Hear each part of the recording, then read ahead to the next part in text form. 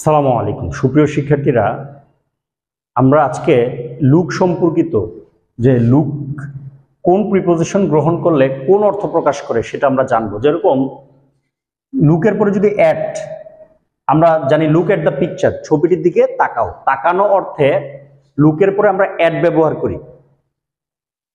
কিন্তু দেখাশোনা করা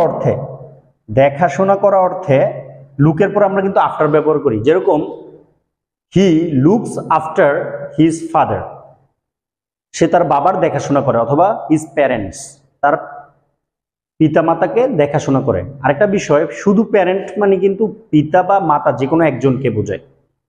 আচ্ছা, তারপরে লুক ডাউন আপন, এটা আমরা জানি ঘৃণা করা। যেমন he looks down upon the poor, সে গরিবদের ঘৃণা করে। হেইটের সিনোনিম হিসেবে আমরা লুক ডাউন আপন শব্দটা, ফ্রেজটা ইউজ করতে পারি।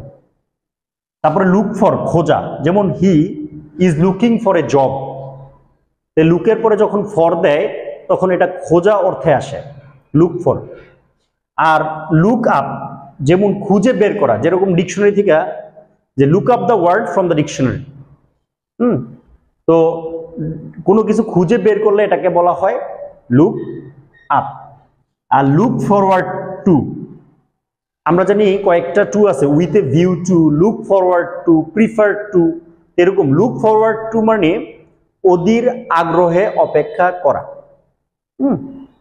তো লুক ফরওয়ার্ড টু। তারপরে লুক ইনটু, আমরা জানি লুক ইনটু মানে তদন্ত করা। কোনো কিছু তদন্ত করলে এটাকে লুক ইনটু বলা হয়।